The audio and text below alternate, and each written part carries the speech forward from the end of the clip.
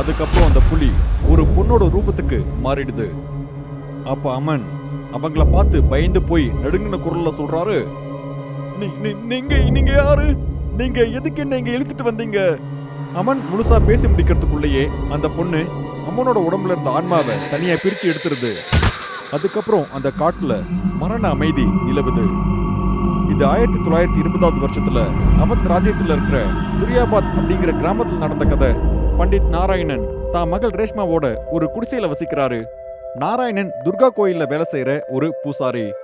அப்புறம் அவரோட பொண்ணு ரேஷ்மா 16 வயசு இருக்கிற ஒரு அழகான பொண்ணு. 6 வயசு பொண்ணுக்கு இருக்கிற மாதிரி இலகுன மனசு இவங்களுக்கு. இந்த அப்பாவித்தனத்தை அந்த ஊர்ல இருக்கிற சில பேர் பயன்படுத்திக்க முயற்சி பண்ணுவாங்க. ரேஷ்மா கிட்ட வந்து பேசுற மாதிரி அவங்க ரேஷ்மாவை தொட்டு பேசுவாங்க. அவங்க என்ன நோக்கத்துல தொடுறாங்கன்னு கூட ரேஷ்மாவுக்கு எதுவுமே தெரியாது. ரேஷ்மா மனசளவுல ரொம்ப சின்ன பொண்ணா இருந்ததால அவங்களோட தீய எண்ணத்தை ரேஷ்மாவால புரிஞ்சுக்க முடியல. ஆனா பண்டிட் இருக்கும்போது ரேஷ்மாவை பார்த்து பேசுறதுக்கு கூட அங்க இருக்கிற யாருக்குமே தைரியம் இருக்காது. ஆனா இந்த மாதிரியான ஆட்களை எவ்வளவு நாளைக்கு கண்ட்ரோல் பண்ண முடியும்? பண்டிட் நாராயணன் பூஜை பண்றதுல மட்டும் இல்லாம மந்திர தந்திரங்கள்லயும் பேய் ஓட்டத்திலையும் நிபுணரா இருந்தாரு. அவர் அவரோட சக்திகளை பயன்படுத்தி அந்த ஊர் மக்களுக்கு அவர் உதவி பண்ணுவாரு. ஆனா அவர் அவ்வளோ உதவி பண்ணியும் அவருக்கு உதவி பண்றதுக்கு அந்த ஊர்ல இருக்கிற யாருமே முன் வரல. ஏன்னா அவருக்கு ஒரு நோய் இருந்தது, அது அவரை கொண்டுகிட்டு இருந்தது. அதனால ஒரு நாள் அவர் ரேஷ்மாவை கூப்பிட்டு சொல்றாரு, ஏன் மகளே, உனக்கு என்ன ஆக போகுதுன்னு நினைச்சாலே என்னால நிம்மதியா இருக்க முடியல. என் மனசுலாம் ரொம்ப வலிக்குது. பாபா, என்ன பத்தி எதுக்காக அவ்வளவு கவலைப்படுறீங்க? எனக்காக எல்லாரும் இருக்காங்க. நீங்க அத பத்தி கவலைப்படாதீங்க. எனக்கு இருக்கிற ஒரே ஒரு கவலை அதுதான் மகளே. அவங்க உன்னை நேசிக்கிறாங்களா இல்ல தப்பா பாக்குறாங்களா அப்படிங்கிற வித்தியாசம் கூட உனக்கு தெரியல. அதனால உன்னை பாதுகாக்கிறதுக்காக எப்பவுமே நான் உன் கூடயே இருக்க ஆசைப்படுறேன். பாபா, நீங்க தானே பாபா எப்பவுமே சொல்லுவீங்க நம்மள நேசிக்கிறவங்க எப்பொழுதுமே நம்ம கூட இருப்பாங்கன்னு சொல்லி. ரேஷ்மாவோட வார்த்தையை கேட்டு பண்டிட்க்கு ஒரு யோசனை வருது. அவர் அவரோட கழுத்துல இருந்து ருத்ராட்ச மாலையை எடுத்து ஏதோ மந்திரத்தை சொல்லி அதை ரேஷ்மாவோட கழுத்துல போட்டுட்டு சொன்னாரு, மகளே, நான் இறந்து போயிட்டேனா என்னை எரிச்சு என் சாம்பலை எடுத்து இந்த மாலையோட சேர்த்து பத்திரமா வச்சுக்கோ. நான் இறந்த அப்புறமும் உன்னை பாதுகாக்கிறதுக்காக நான் எப்பவும் பக்கத்திலேயே இருப்பேன். உனக்கு நான் பாதுகாவலனா இருப்பேன்.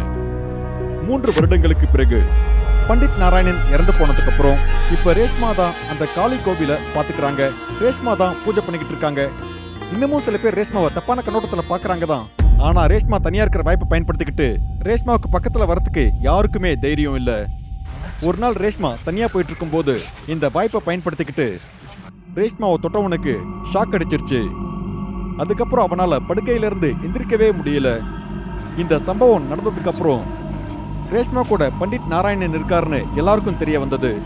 ஒரு நாள் ஆங்கில ராஜ்யத்தோட அதிகாரி ஒருத்தர் அந்த வழியா குதிரை வண்டியில போய்கிட்டு இருந்தாரு. அவர் பேரு கேப்டன் ஹென்றி மில்ஸ். அவர் வண்டியை ஓட்டுறவர் பேரு ராஜன். ஹென்றி மில்ஸ்க்கு பாதுகாப்பா நிறைய சிப்பாய்களும் போய்கிட்டு இருந்தாங்க. அவங்க எல்லாரும் வைஸ்ராயோட வீட்டுக்கு போயிட்டு இருந்தாங்க. அப்ப வண்டி ஓட்டிட்டு போயிட்டு இருக்கிற ராஜனை ரேஷ்மா பாக்குறாங்க. இது வரைக்கும் இந்த மாதிரி ஒரு ஆணை பார்க்காத ரேஷ்மா ஏதோ வித்தியாசமா உணர்றாங்க. ஆனா அவங்களுக்கு தெரியாது ஒரு ஆள் இவங்கள குறி வச்சு பார்த்துட்டு இருந்தாருன்னு. அது வேற யாரும் இல்ல, கேப்டன் ஹென்றி மில்ஸ் தான். காலம் போக போக ராஜனும் ரேஷ்மாவும் நெருங்கி பழக ஆரம்பிக்கிறாங்க. ராஜன் சாயங்காலம் குதிரைய தொழுவத்துல கட்டிட்டு காளி கோவிலுக்கு வந்து ரேஷ்மா கூட பேசிக்கிட்டு இருப்பாரு. அதுக்காக தினமும் வந்தாரு. இப்படி ஒரு பக்கம் 2 பேருக்கும் காதல் கதை போயிட்டு இருக்கும் போது இன்னொரு பக்கம் துரியாபாத் கிராமத்துக்கு அழிவு நெருங்கிட்டு இருந்தது. ஒவ்வொரு நாளும் யாராவது ஒருத்தங்க அவங்க தோட்டத்துல இறந்து கிடக்குறாங்க. இந்த மாதிரி அடிக்கடி நிகழ ஆரம்பிச்சது. இறந்தவங்களோட கழுத்து, கை, கால் எல்லாத்துலயும் காயம் இருந்தது. அவங்க ரத்தத்தையும் யாரோ குடிச்சுக்கிட்டு இருந்தாங்க. இதுக்கெல்லாம் காரணம் ரேஷ்மாவோட இறந்து போன அப்பா பண்டிட் நாராயண் தான் காரணம்னு யாரோ வதந்தியை பரப்ப ஆரம்பிச்சாங்க. அன்னையில இருந்து அந்த கிராம மக்கள் ரேஷ்மி கூட பழகுற ராஜனையும் தப்பா நினைக்க ஆரம்பிச்சாங்க. ரேஷ்மா பூஜை பண்ற அந்த காளி கோவில்ல இருக்கிற பிரசாதத்தை கூட யாரும் வாங்கிக்கல. நாட்கள் இப்படியே போக போக அந்த கிராமத்துல ஒரே நாள் நைட்ல 2 சின்ன பசங்க இறந்து போயிடுறாங்க. அந்த கிராம மக்கள் அவங்களோட பொறுமை இழந்துடுறாங்க. அந்த கொலைக்கு காரணம் ரேஷ்மா தான் அப்படின்னு எல்லாரும் நம்ப ஆரம்பிச்சாங்க. அதுல உறுதியா இருந்தாங்க. அதனால அந்த கிராம மக்கள் ரொம்ப ஆத்திரத்தோட கையில தீப்பந்தத்தை எடுத்துக்கிட்டு ரேஷ்மாவோட வீட்டுக்கு போறாங்க. அந்த வீட்டுல யாருமே இல்லாததால அவங்க அந்த வீட்டுக்கு தீ வச்சிடுறாங்க. ரேஷ்மா குளத்துக்கு தண்ணி எடுக்க போயிருந்தாங்க. திரும்ப வந்த உடனே அந்த வீடு அப்படி எரிஞ்சிட்டு இருக்கிறத பார்த்து அவங்க கதறி அழ ஆரம்பிச்சாங்க. அவங்க அப்படி அழுதுகிட்டே இருக்கும்போது இவங்க அழுதுட்டு இருக்கிறத பார்த்த ஒரு ஆள் மீதி அங்க இருக்கிறவங்க கிட்ட சொல்றாரு. உடனே அவங்க கீழே இருக்கிற கல்லை எடுத்து அதை ரேஷ்மா மேல வீசுறாங்க. ரேஷ்மா இப்ப பாதி உயிரோட இருக்காங்க. அந்த கிராம மக்கள் ரேஷ்மாவை கொல்ல போறதுக்கு முன்னாடி கடைசி நேரத்துல கேப்டன் மில்ஸ் அந்த இடத்துக்கு வந்தாரு. அப்புறம் துப்பாக்கி எடுத்து மேல சுட ஆரம்பிச்சாரு. அதை பார்த்து அங்கிருந்த எல்லாரும் பயப்பட ஆரம்பிச்சாங்க. புல்லட் சத்தம் கேட்டதும் அங்க இருக்கிற எல்லாரும் சிதறி ஓட ஆரம்பிச்சாங்க. அப்ப கேப்டன் ஹென்றி மில்ஸ் அங்க இருக்கிற எல்லாரும் பார்த்துட்டு இருக்கும் போதே ரேஷ்மாவை அவர் பங்களாவுக்கு தூக்கிட்டு போறாரு. ஏய் ரேஷ்மா, உனக்கு சாப்பாடு ஏதாவது வேணும்னா நான் அதுக்கு அரேஞ்ச் பண்றேன். நீ இங்கேயே நிம்மதியா ஓய்விடு. கேப்டன் ஹென்றி மில்ஸ் இப்படி ரேஷ்மாவை பார்த்து சொன்னதும் ரேஷ்மா எதுவும் சொல்லாம சரின்னு தலையசைக்கிறாங்க. அப்ப கேப்டன் ஹென்றி மில்ஸ் அந்த ரூமை விட்டு வெளியே வந்து அந்த ரூமை வெளிப்பக்கமா பூட்டிடுறாரு. பாவம் இப்ப ரேஷ்மாவுக்கு தெரியாது இப்ப ரேஷ்மா எவ்வளோ பெரிய ஒரு பிரச்சனையில மாட்டிருக்காங்க அப்படின்னு. அப்ப திடீர்னு அந்த ரூம்ல ஏதோ அசைற மாதிரி அவங்களுக்கு தோணுது. அந்த ஊர் மக்கள் கேப்டன் ஹென்றி மில்ஸையும் தாக்க வராங்க அப்படின்னு ரேஷ்மா நினைச்சு பயந்துகிட்டு இருக்காங்க. இப்ப என்ன பண்றதுன்னு தெரியாம ரேஷ்மா முழிச்சிட்டு இருக்கும் போது திடீர்னு அங்க ராஜன் வராரு. ராஜன் உடனே ரேஷ்மாவை பார்த்து சொல்றாரு, ரேஷ்மா சீக்கிரம் வா, நீ இங்க இருக்கிறது பெரிய ஆபத்து. பிரச்சனை வெளியா இருக்கு, இங்க நானு சேஃபா தான் இருக்கேன். நான் சேஃபா தான் ஃபீல் பண்றேன். உனக்கு மில்ஸ பத்தி எதுவும் தெரியாது. நீ என் கூட வா, நம்ம சீக்கிரமா இங்க இருந்து போயிடலாம். வா, நீ என்ன நம்புறதானே? இது என்ன கேட்க வேண்டிய விஷயமா ராஜன்? என்னை விட உன்னதான் நம்புறேன். ரேஷ்மா ராஜனோட கையை பிடிக்கிறாங்க. ரெண்டு பேரும் ஜன்னல் வழியா கீழே குதிச்சிடுறாங்க. அப்புறம் நேரா கோவிலுக்கு போறாங்க. நான் இங்க இருந்து எங்கேயுமே போக மாட்டேன். நீ எனக்கு கண்டிப்பா இப்பவே உண்மையை சொல்லி ஆகணும். நீ உண்மையை தெரிஞ்சுக்கணுமா? சரி கேளு. கேப்டன் மில்ஸ் சாதாரண மனுஷன் இல்ல, அவன் ஒரு நரபக்ஷி, மனுஷனோட ரத்தத்தை குடிக்கிற மிருகம். இந்த கிராமத்துல நிறைய பேர் செத்துக்கிட்டு இருக்காங்கல்ல, அதுக்கெல்லாம் காரணம் அவன்தான். நான் ஒரு நாள் வேலையில இருந்து வரும்போது இதெல்லாம் என் கண்ணால பார்த்தேன். கேப்டன் ஹென்றி மில்ஸ் கையில கூர்மையான ஒரு கத்தியை வச்சுக்கிட்டு ரேஷ்மா இருந்த ரூம்குள்ள போறாரு. ஆனா அங்க ரேஷ்மா எங்கேயும் இல்ல. அதனால ரொம்ப கோவமாயி அவர் திடீர்னு அவரோட உண்மையான ரூபத்துக்கு மாறிடுறாரு. அவரோட உண்மையான ரூபத்துல அவர் சத்தமா கத்த ஆரம்பிக்கிறாரு. அப்புறம் அந்த ரூம்ல மோப்பம் பிடிக்க ஆரம்பிக்கிறாரு. ரேஷ்மா இந்த ரூம்ல இருந்து எங்க போயிருக்க போறா? அவளை நான் சும்மா விட போறதே கிடையாது. ரேஷ்மா எனக்கு வேணும். அதுக்கு நடுவுல யார் வந்தாலும் சரி, அவங்க என் கையில இருந்து தப்பிக்கவே மாட்டாங்க. இப்படி சொல்லிட்டு மில்ஸ் ஜன்னல் வழியா கீழே குதிச்சு ரேஷ்மாவோட வாசனை எந்த பக்கம் வருதோ அந்த பக்கம் நோக்கி நடக்க ஆரம்பிச்சாரு. என்ன மில்ஸ் தான் ஊரு ஜனங்களுக்கு எல்லாருக்குமே என்ன பத்தி தப்பா சொல்லியிருக்காரு. அதனாலதான் ஊரு ஜனங்க என்னோட வீட்டுக்கு நெருப்பு வைக்கிறாங்களா? அட, இதெல்லாம் வெள்ளக்காரங்களுக்கு ஒன்றும் புதுசு இல்ல. அவங்க ஏதாவது அடையணும் அப்படின்னா இந்த மாதிரி போய் சொல்லுவாங்க. அவங்க ஏமாத்தி தான் இந்த நாட்டுக்குள்ளேயே வந்தாங்க. ராஜன், ராஜன் இப்ப நான் என்ன பண்றது? நீ ஒன்னும் கவலைப்படாத. நான் இப்ப வண்டியை ஏற்பாடு பண்ணிருக்கேன். நாம இன்னைக்கு நைட் இங்க இருந்து ரொம்ப தூரம் போயிடுவோம். அதுக்கப்புறம் யாராலையும் நம்மள கண்டுபிடிக்கவே முடியாது. ராஜன் அப்படி பேசி முடிக்கிறதுக்குள்ளேயே அந்த மிருக ரூபத்துல இருக்கிற மில்ஸ் வந்து அப்படியே ஒரே அடியில கொன்னுறாரு. இப்ப ராஜன் ரத்த வெள்ளத்துல அப்படியே இறந்து போயிடுறாரு. ரேஷ்மாவோட காதல் இந்த உலகத்தை விட்டு அப்படியே போயிடுது.